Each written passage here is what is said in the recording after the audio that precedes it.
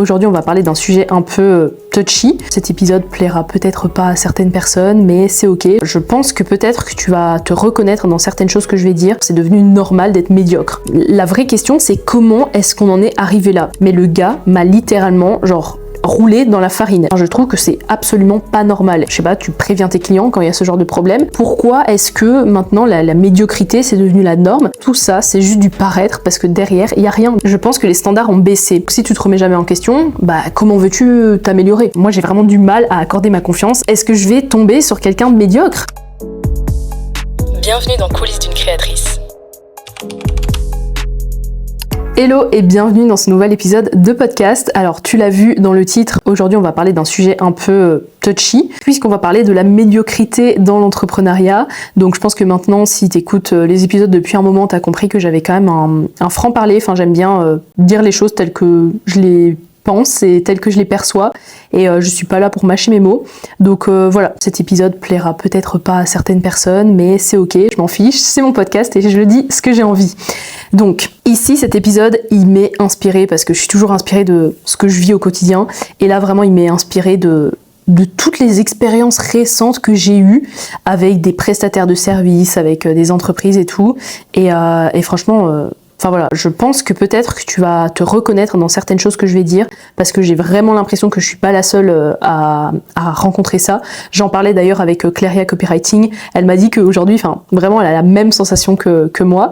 Et en fait, pour rentrer direct dans le vif du sujet, en fait j'ai l'impression qu'aujourd'hui on vit dans un monde où la médiocrité est devenue la norme. C'est devenu normal, et c'est pas que c'est bien vu, mais c'est devenu normal d'être médiocre. Et ici, je vais vraiment parler dans la sphère entrepreneuriale, vraiment business, prestataire de services, etc. Pas forcément dans la sphère perso. Et attention, petit disclaimer, ici je parle pas des personnes qui ont peur de se lancer ou qui se sont pas encore lancées parce qu'elles ont des craintes, ou je parle pas non plus des personnes qui débutent et qui font des erreurs en apprenant parce que voilà. Je parle vraiment des personnes qui sont dans le business depuis un moment, qui sont visibles, qui sont lancés et qui en fait livrent des prestations de merde. Donc tous ces gens-là qui s'autoproclament experts dans des sujets, qui te livrent des services bâclés à l'arrache, voilà, toutes ces personnes-là. Et en fait, je me suis posé une question. La vraie question, c'est comment est-ce qu'on en est arrivé là? Comment est-ce qu'on en est arrivé à accepter le strict minimum? Et j'ai vraiment plein d'exemples, j'en ai déjà donné sur cette chaîne de podcast. Je vais t'en redonner ici pour t'expliciter ma vision. Donc déjà, premier exemple, il y avait le truc, j'en avais parlé dans un épisode il y a vraiment pas longtemps, c'était par rapport à mes sandwichs pour mon séminaire. Donc j'avais organisé un séminaire présentiel, j'ai commandé un traiteur pour faire des sandwichs, et vraiment, je pense que je te mettrai l'image à l'écran si tu regardes, parce que je poste aussi ce podcast sur YouTube, je te mettrai une photo à l'écran des sandwichs, mais le gars m'a littéralement roulé dans la farine. Littéralement, il nous a livré des sandwichs où il y avait quasiment rien de garniture. Il m'avait vendu le truc en mode, j'étais censée payer 600 balles pour ce truc. Finalement, j'ai demandé un geste commercial, mais vraiment des sandwichs, comme t'as jamais vu. Je te mettrai une photo de ce que moi j'attendais et ce qu'il m'avait promis de faire, et ce que lui il m'a livré, et vraiment, lunaire. Donc il y avait déjà eu ça, alors que moi j'étais là dans une optique de créer un événement professionnel avec toutes mes élèves et tout, ça devait être carré, structuré, et tout devait vraiment être bien aux petits oignons, et là le gars il me ramène des sandwichs comme ça, vraiment il faut absolument que tu regardes la version vidéo, tu verras la photo des sandwichs.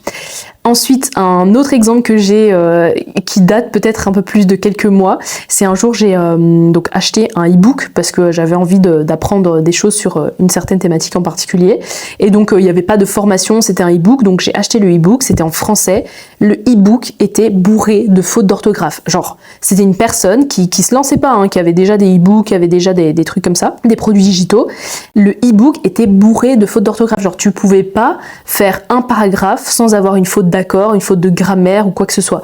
Et j'ai trouvé ça mais complètement lunaire. La personne, elle vend des e-books, elle vend des produits digitaux, et il y a plein de fautes. Je dis pas une faute de frappe, ça peut arriver, mais tout au long des 100 pages, il y avait des fautes partout, alors qu'aujourd'hui, tu as je sais pas combien d'outils qui te permettent de checker les fautes, même tout simplement ChatGPT, tu demandes à ChatGPT, mets-moi les fautes d'orthographe en gras, et puis tu modifies, je sais pas, là j'ai absolument pas compris, et donc ça veut dire que la personne vend son e-book, Et voilà, elle s'en fiche en fait, elle s'en fiche que les personnes lisent et qu'il y ait plein de fautes d'orthographe. Donc ça vraiment, je trouve que c'est absolument pas normal. Et surtout que moi je suis très très très à cheval sur ça, sur le français. Je dis pas que je suis parfaite, ça peut m'arriver de faire des fautes de frappe ou quoi, mais je fais hyper attention. Et vraiment, genre même quand je fais des vidéos ou quoi, des montages vidéo, que dans les sous-titres il y a des fautes de frappe, je vais toujours demander à ma monteuse de faire la modification, même si il y en a jamais en vrai, il y a quasiment jamais de trucs, mais ça peut arriver, tu vois, si genre CapCut il a mal retranscrit un truc et qu'il manque un S ou qu'il a mis un homonyme ou quoi, je vais toujours vraiment faire hyper attention à ça. Mais donc bref, e-book bourré de fautes d'orthographe. Un autre truc aussi que j'ai vécu il y a pas longtemps, là c'était pour un rendez-vous chez l'orthodontiste, j'en avais aussi parlé en story. Donc je prends mon rendez-vous, je crois que ça faisait 3 semaines que j'avais le rendez-vous, je me pointe le jour J et là, à l'accueil, au secrétariat, on me dit « Ah, mais vous n'êtes pas dans l'agenda. Genre, votre rendez-vous, il n'a pas été indiqué. » Et je montre le mail de confirmation qui me disait bien « Voilà, votre agenda est booké. » « Ah ben non, c'est pas comme ça qu'on fait, je l'ai déjà dit à l'équipe, les process, c'est pas comme ça. » Moi, j'en ai rien à faire que vous ayez des process différents en interne et que c'est une popote, voilà, que c'est n'importe quoi en interne. Moi, j'ai pris un rendez-vous, je me suis déplacée, je suis venue sur place, j'ai pas mon rendez-vous. Enfin, c'est pas normal.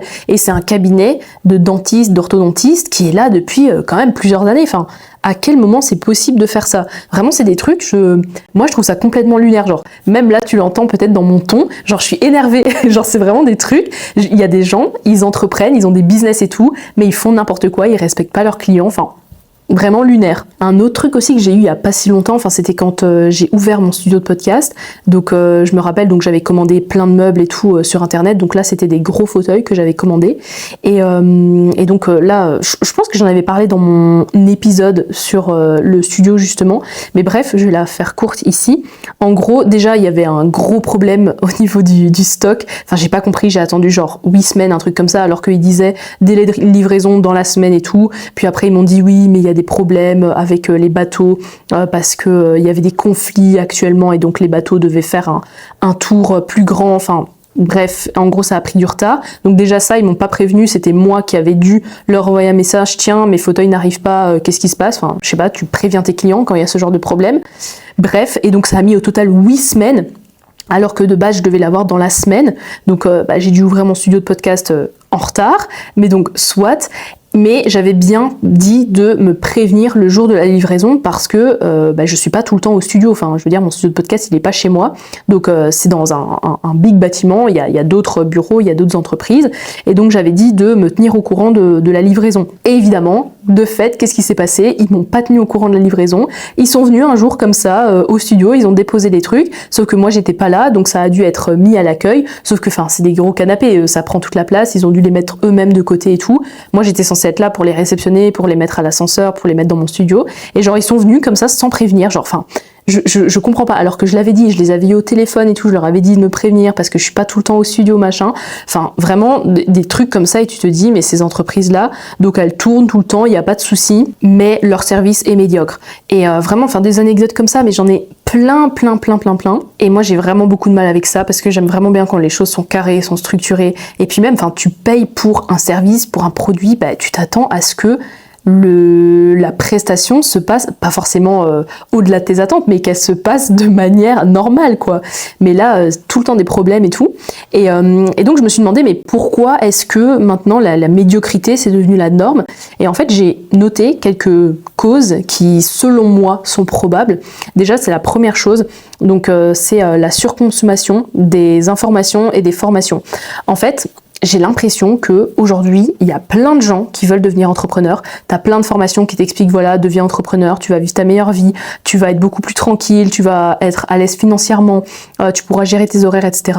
Donc ça fait qu'il y a plein de gens qui veulent se lancer dans l'entrepreneuriat, mais il y a plein de gens aussi qui veulent pas faire le vrai travail d'un entrepreneur. Ils veulent pas gérer les problèmes, ils veulent pas gérer le SAV, ils veulent pas offrir des prestations de qualité, enfin, ils veulent juste le côté positif de l'entrepreneuriat, mais derrière les galères, ils veulent pas les gérer. Ou alors ils vont juste vendre une prestation comme ça parce qu'ils se disent qu'ils ont un business et ils vont vraiment bâcler le truc, un peu comme le truc des sandwichs. Le gars il se dit voilà, j'ai un business qui tourne et tout, je fais rentrer de l'argent, mais bon après les personnes, je m'en fous, au pire elle aura un sandwich pas très bon, mais c'est pas grave. Ça c'est un des premiers trucs que je me suis dit.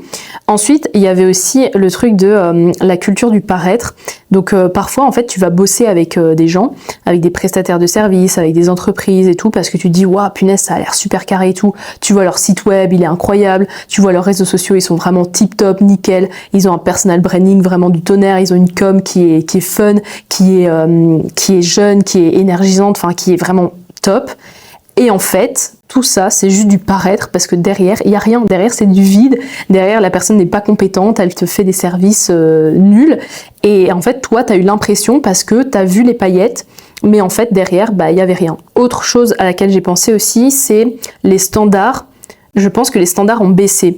Donc les standards de qualité, je pense qu'ils n'étaient pas les mêmes avant, même si j'ai que 26 ans et que j'ai pas vécu énormément d'années. Mais je pense que peut-être qu'avant, les standards étaient plus élevés que ça. Parce que aujourd'hui, en fait, on se dit, comme tout le monde fait du travail moyen, voire médiocre, ça devient acceptable en fait. Faire du travail moyen, ou faire du travail médiocre, bon, c'est ok, le travail il est fait, entre guillemets. Donc tout le monde l'accepte comme la norme. J'ai l'impression que c'est ça, donc du coup les standards baissent et donc forcément c'est devenu normal. Et alors un autre truc que j'ai noté, et ça je pense que ça peut vraiment être une des causes, et c'est un truc que je vois sur Insta, je vois sur les réseaux et tout le monde est dans cette culture la bienveillance, il faut encourager les gens, il faut les pousser, les élever, les soutenir, tout ce que tu veux. Mais en fait, le problème avec ça, c'est que les gens ne peuvent plus accepter les vraies critiques, les critiques constructives ou les pistes d'amélioration. Parce qu'on les a toujours bercés, on les a cajolés, on leur a dit c'est bien ce que tu fais, c'est bien ton travail, machin, t'apprends, c'est normal, t'apprends de tes erreurs. Et je suis ok, t'apprends de tes erreurs, il faut faire des erreurs quand t'entreprends et tout. Mais à force de toujours les caresser comme ça dans le sens du poil, ils sont entourés que de personnes comme ça, et du coup ils n'ont pas de vrai feedback, ils n'ont pas des personnes qui leur disent mais en fait là par exemple, c'était pas ouf ce que t'as fait, tu pourrais vraiment t'améliorer, tu pourrais faire ceci, tu pourrais faire cela. Ça fait que ils se remettent jamais en question en fait. Et donc si tu te remets jamais en question, comment veux-tu t'améliorer? Et du coup les conséquences de tout ça, les conséquences de cette médiocrité dans l'entrepreneuriat, ça fait que déjà il y a une perte de confiance générale dans les prestataires. Moi je le vois et je suis la première concernée, j'ai du mal à faire confiance à des personnes pour déléguer du travail. Enfin vraiment c'est un truc, j'ai vraiment trop de mal avec ça. Et genre quand j'ai une personne avec qui je travaille, avec qui ça se passe super bien, comme par exemple Kate ou par exemple Laura avec qui je travaille donc sur mes visuels pour Insta et Kate sur mon montage. Quand par exemple elles prennent des moments off, ce qui est totalement normal, et qu'elles travaillent pas sur une certaine période et que du coup je dois trouver quelqu'un pour les remplacer entre guillemets, cette période de temps-là, je suis vraiment trop dans le mal, genre je suis vraiment trop stressée, je me dis mais oh mon dieu, mais sur qui je vais tomber, comment ça va se passer et tout, parce que elles font vraiment le travail super bien, genre vraiment, c'est nickel chrome à chaque fois qu'on travaille ensemble, j'ai jamais rien à redire, c'est toujours nickel, elles ont vraiment compris mes besoins et tout, elles travaillent super bien, c'est carré, voilà, vraiment parfait. Et c'est vrai que du coup quand je dois trouver quelqu'un d'autre, j'ai peur parce que je me dis mais est-ce que je vais tomber sur quelqu'un de médiocre? Est-ce que je vais tomber sur quelqu'un qui va me bâcler le travail, qui va faire ça à la va-vite? C'est quasiment sûr parce que j'ai eu plein de mauvaises expériences. Donc en fait quand tu tombes sur les bonnes personnes, quand tu collabores avec des gens et avec qui ça se passe super bien, en fait t'as pas envie de changer. Donc c'est bien pour elles parce que du coup elles savent que voilà on va travailler ensemble vraiment à long terme.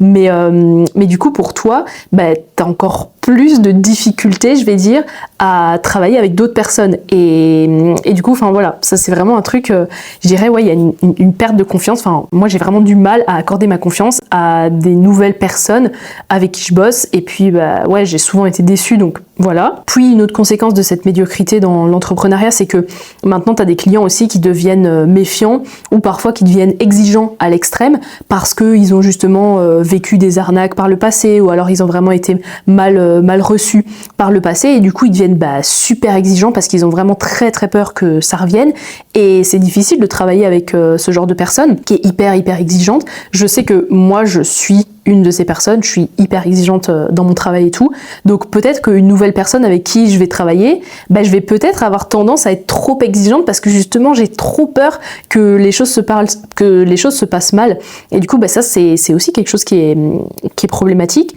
et qui est chiant pour les prestataires, mais c'est à cause de cette médiocrité. Une autre conséquence aussi que j'ai notée, c'est que les bons, donc ceux qui travaillent bien, les bons entrepreneurs qui offrent des prestations de services qui sont qualitatives et tout, parfois, ils doivent bosser 2 fois plus dur pour se démarquer, alors que c'est justement eux qui font correctement leur travail. Parce que comme je disais tout à l'heure, t'as des personnes qui vont avoir un compte Instagram hyper incroyable, vraiment nickel, un site web de fou et tout. Et donc tu vas avoir confiance en eux alors qu'ils font leur travail vraiment pas correctement, et des personnes qui peut-être sont moins visibles sur les réseaux et tout, qui travaillent vraiment bien et qui travaillent 1000 fois mieux que ces personnes-là, elles vont devoir peut-être redoubler d'efforts pour se faire démarquer par rapport à ce genre de prestataire qui offre de la médiocrité. Donc ça aussi c'est chiant. Et quatrième conséquence, c'est les personnes qui du coup travaillent de manière qualitative se retrouvent parfois à devoir justifier leur prix parce que leurs tarifs sont plus chers, puisque eux ils font du bon travail, c'est qualitatif, etc. Donc forcément ils vont facturer plus cher, mais parfois ils se retrouvent à devoir justifier leur prix parce que tu as des concurrents qui proposent moins cher, mais qui font de la merde. Donc ça aussi, un peu une conséquence de tout ça. Mais par contre, ce qu'on peut retirer de ça, et c'est un peu ma conclusion, en quoi ça peut être bénéfique pour toi, cette médiocrité finalement globale dans l'entrepreneuriat, c'est que aujourd'hui, les gens qui travaillent bien, qui fournissent des prestations d'exception, qui créent des produits d'exception avec un service après-vente qualitative, avec un customer care aux petits oignons, etc., ces personnes-là deviennent l'exception, ils deviennent rares. Pourtant, parfois, c'est juste, tu fais juste le strict minimum, tu fais bien ton travail, mais genre, aujourd'hui, c'est devenu tellement peu courant d'avoir quelqu'un qui va te rendre le travail dans les temps, qui va t'offrir une expérience client vraiment qualitative et tout, et pas forcément en allant au-delà de tes attentes, mais juste une expérience client normale. Mais tout ça, c'est devenu tellement rare que ça peut être un élément qui te permet de te démarquer. Et j'en avais déjà parlé une fois dans une de mes stories, je disais que être carré, être professionnel, ça te positionne déjà devant 90% des entrepreneurs. Et c'est vrai. Et ça peut être ton élément différenciant. Le fait d'avoir des process qui sont structurés, le fait d'avoir, un formulaire de candidature avant de travailler avec tes clients pour qu'ils répondent à toutes tes questions, pour que toi t'aies tous ces besoins et que du coup par la suite, quand vous faites l'appel, t'es déjà au courant de tout, ça lui permet d'avoir une expérience client où il voit que t'as vraiment fait les recherches, t'as vraiment écouté, t'as vraiment lu ce dont il avait besoin, etc., ses attentes, ou le fait de faire un suivi post-collaboration, de demander tiens, est-ce que mes vidéos, donc là je parle pour les créatrices UGC, mais donc tiens, est-ce que mes vidéos elles ont bien performé, est-ce que vous avez apprécié la collaboration avec moi, faire toutes ces choses-là, plutôt que juste faire le strict minimum, bâcler et parfois faire des trucs vraiment pas quali, juste faire les choses bien, ça te positionne déjà devant la majorité des entrepreneurs. Donc oui, c'est chiant dans le sens où maintenant, aujourd'hui, quand tu dois faire appel à des gens,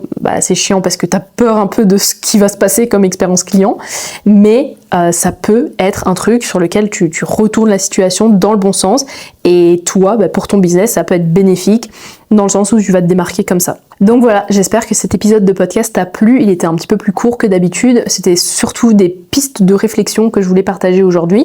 D'ailleurs, comme d'habitude, n'hésite pas à m'envoyer un message sur Instagram si t'as des anecdotes même à me partager par rapport à ça, me partager un peu ton avis. Moi, ça me fait toujours super plaisir. Et puis, je te dis à la semaine prochaine pour le prochain épisode.